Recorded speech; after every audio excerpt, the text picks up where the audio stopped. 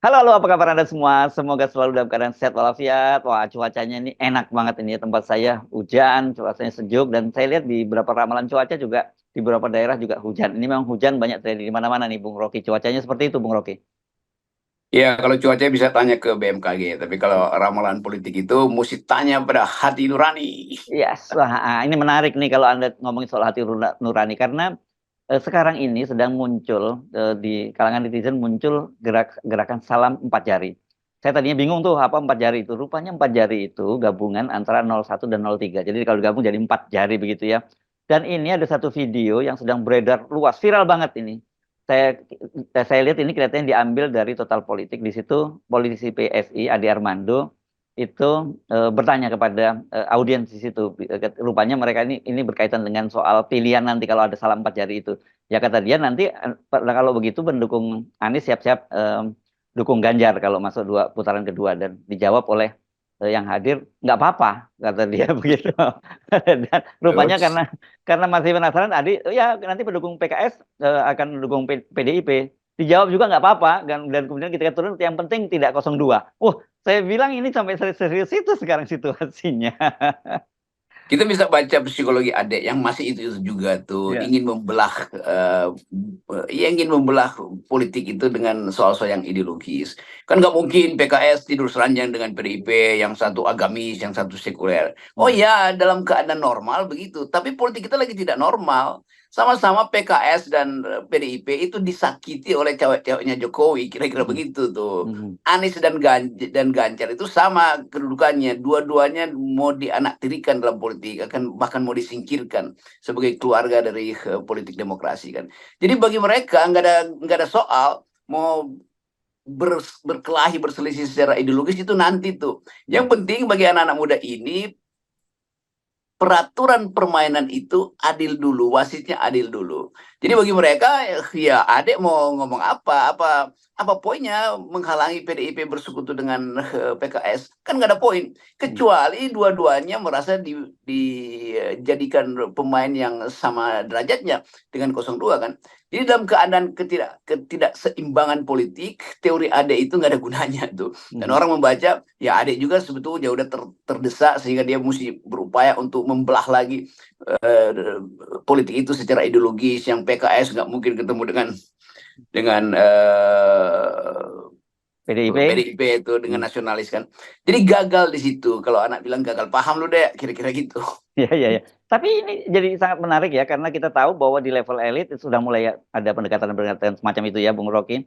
Kemarin misalnya Pak Surya Paloh sudah memberi sinyal ingin mau bersedia dengan bertemu dengan Ibu Megawati, dan karena memang ada foto itu kelihatannya waktu itu terjadi di Bandung, bagaimana Surya Paloh, Anies Baswedan, dan Pak JK itu foto bersama. Ini kan mereka kemarin juga kampanye bersama, dan kita bisa menduga-duga pasti Pak JK ini yang akan jadi comblang nih kalau pertemuan begitu. Nah, sementara di level bawah yang tadinya kita bayangkan akan sulit ya. Kalau elit kan dia punya kalkulasi politik sendiri ya, Bung Rocky ya, nggak bawa Ya, baper.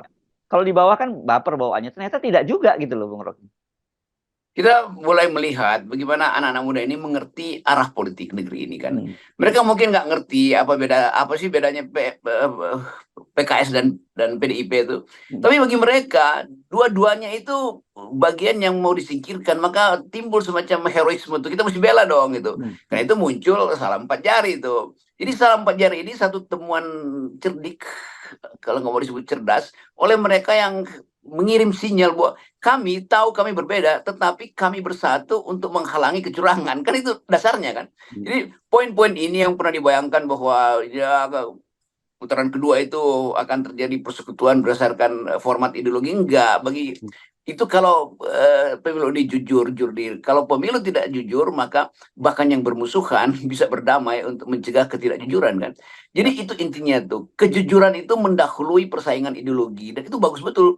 Dan kita mengerti bahwa di dalam etika juga begitu tuh, nilai tertinggi adalah keadilan, kejujuran, kebenaran. Itu membatalkan persaingan-persaingan oportunis atau pragmatis di bidang ideologi. Itu soalnya tuh sama seperti kalau kita jelasin bagaimana mungkin partai buruh Eropa itu bisa bersekutu dengan partai hijau. Bukankah partai buruh itu tidak menginginkan aturan-aturan yang bisa membatalkan upah mereka, sementara partai hijau itu menginginkan oksigen dan itu sebetulnya kapitalis. Jadi kau bayangin partai hijau yang kapitalis di Eropa, karena yang menginginkan udara bersih itu para kapitalis sebetulnya. Dan partai buruh yang bergelimang dengan asap pabrik itu bisa bersekutu. Karena dua-duanya merasa planet ini sedang berbahaya, karena itu mereka bersatu tuh. Jadi itu yang kita sebut sebagai persaingan ideologi bisa ditunda sementara seandainya ada musuh bersama. Nah, musuh bersama dari buruh dan partai hijau itu adalah nasib planet. Musuh bersama antara PKS dan PDIP adalah cawe-cawenya Jokowi. Kan dengan mudah kita pahami itu. Iya, iya. Tapi saya kalau menangkap malah lebih jauh dari itu ya, Bung Rocky. Jadi dia kan memang ada giup tadi ya, apa my enemy's enemy is my friend begitu ya. Itu kalau itu kan betul-betul kalkulasinya pragmatis banget kan gitu ya. Tapi kalau ini saya lihat ada beyond itu gitu. Saya melihat bahwa ada kesadaran bersama buat anak-anak itu soal ideologi itu bisa kita kesampingkan, tapi ada tujuan paling besar daripada kita. Mirip sebenarnya dengan yang hijau dan buruh tadi. Kepentingan bersama bagaimana menyelamatkan demokrasi dan menyelamatkan masa depan Indonesia. Saya kira itu sebenarnya anak-anak ini. Jadi saya memantau bahwa mereka berupaya untuk mencari jalan yang tidak ditemukan oleh elit itu. Kan elitnya udah ketemu-ketemu aja tuh dipublish sebagai pernyataan politik yang kadang-kala kita baca mendua sebetulnya. Tapi bagi anak-anak ini jelas poinnya itu. Mereka ingin lihat Indonesia dihasilkan melalui pemilu yang bersih itu. Nah itu yang saya kira itu beyond fakta-fakta politik yang ada.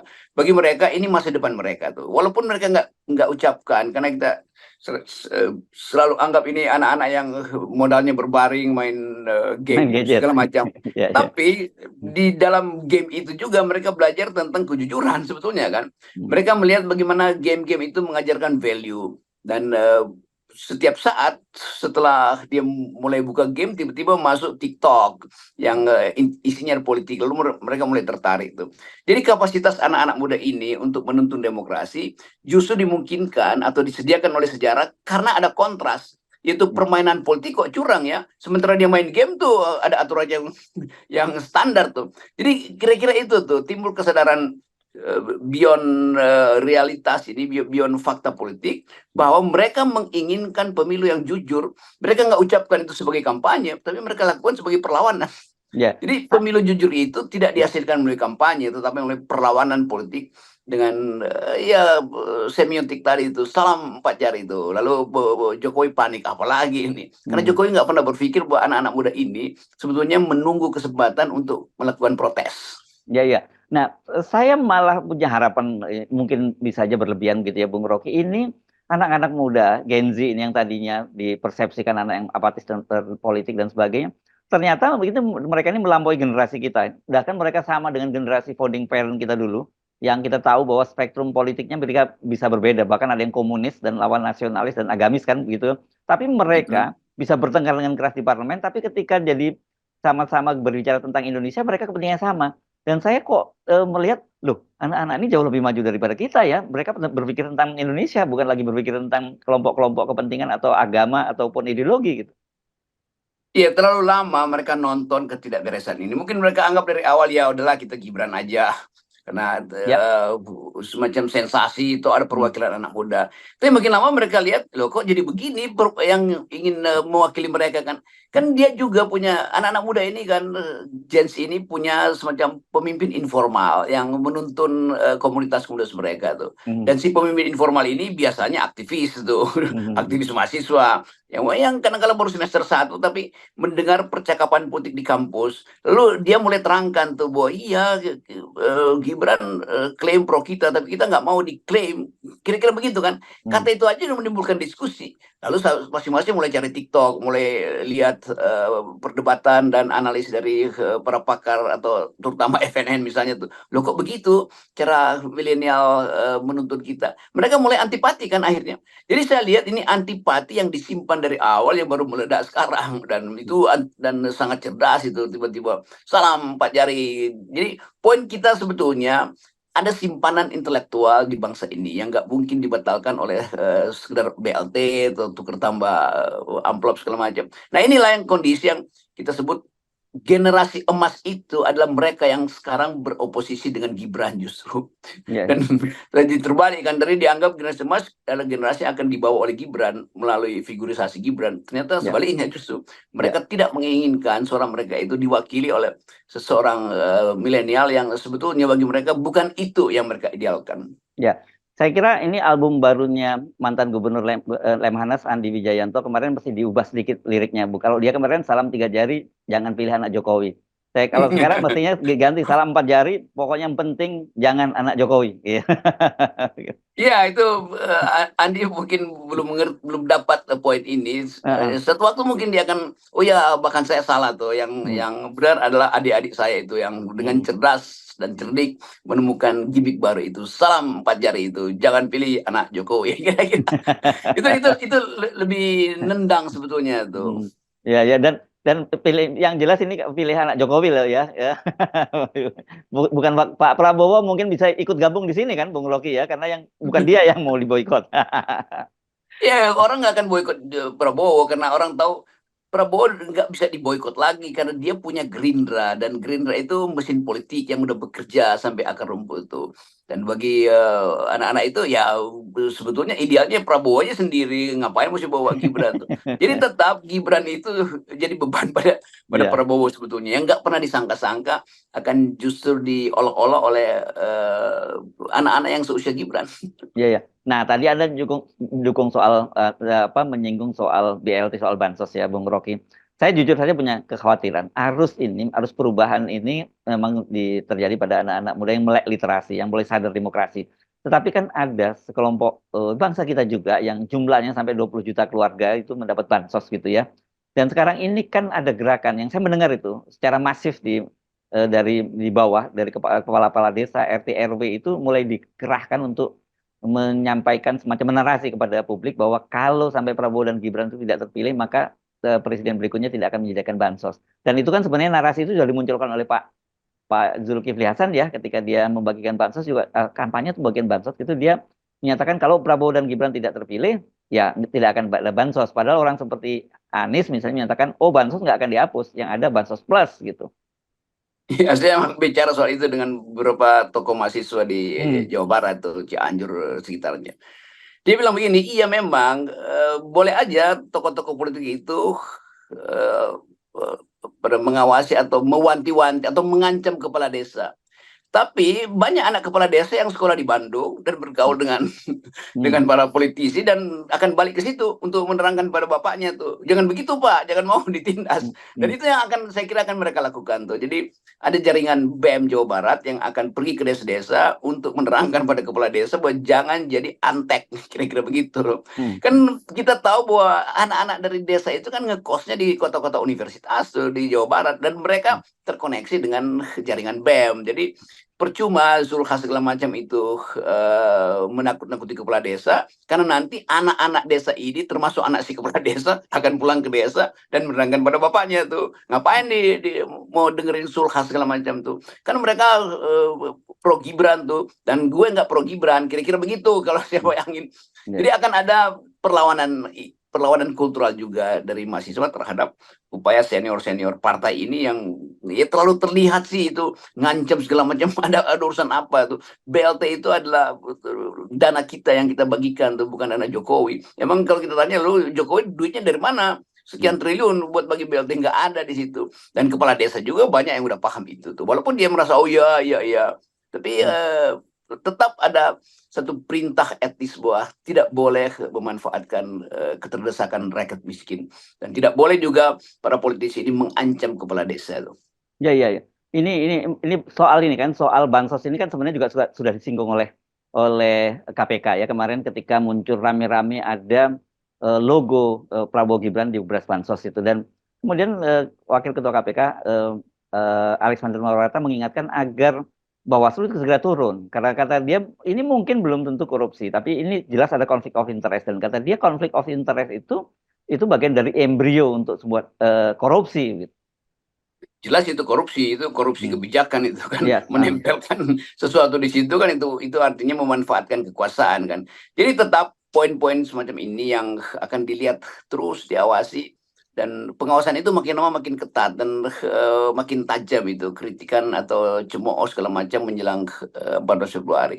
Nah, waktu yang tersedia ini nggak mungkin lagi dipakai oleh Jokowi untuk menghalangi gerak perubahan yang energinya datang dari anak-anak muda. Jokowi hanya bisa mencegah oposisi Partai Putih karena dipegang sprindik komorbid dari ketua-ketua partai. Tapi anak-anak muda ini kan nggak ada problem dengan korupsi. Mereka bebas-bebas saja tuh. Jadi gejala baru kita, energi anak muda ini berlebihan mungkin dopaminnya itu di otaknya sehingga timbul semacam kegembiraan itu bahwa berpolitik ternyata enak ya. Ngapain ya kita hajar kan itu tema anak muda kan. Jadi soal-soal ideologi mereka tinggalkan. Mereka merasa ada yang dizolimi. Mari kita bersatu tuh. Itu sama dulu anak-anak STM itu waktu demo di MPR itu kan. Itu benar-benar satu generasi yang berguna untuk menerangkan bahwa generasi muda itu, anak-anak muda ini nggak mungkin disogok dengan BLT atau dengan uang haram. Jadi saya kira itu yang jadi pelajaran kita bahwa ada generasi yang sedang tumbuh yang akan membawa kita pada Indonesia yang berpikir.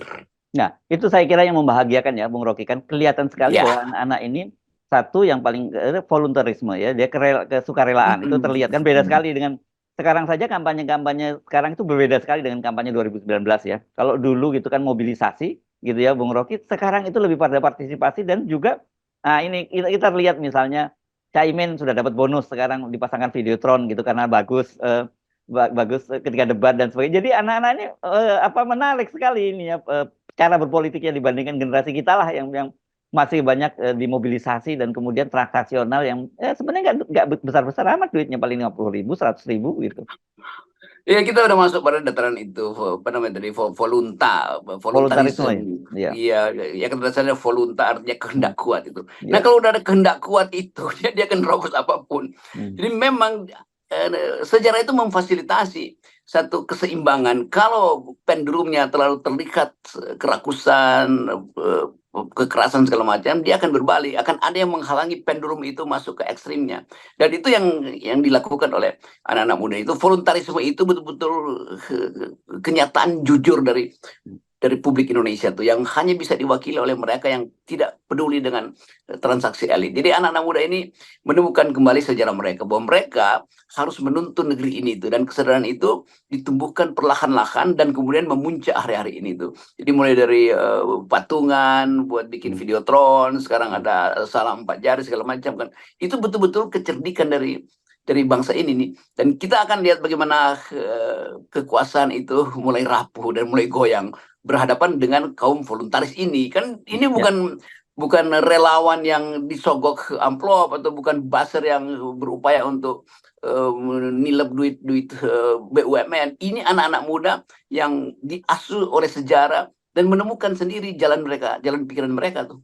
Ya. Sebenarnya kalau kita mau belajar sejarah ya Bung Rocky, itu memang sejarah itu mengajarkan kepada kita bahwa penguasa yang lalim itu akan dijatuhkan oleh anak muda. Kalau dalam Islam misalnya Fir'aun dan Musa atau Fir'aun dan Moses gitu ya, kalau di agama Nasrani itu kan juga timbulnya seperti itu. Dan apakah itu juga berulang di Indonesia? Sejarah kan selalu berulang gitu Bung Rocky.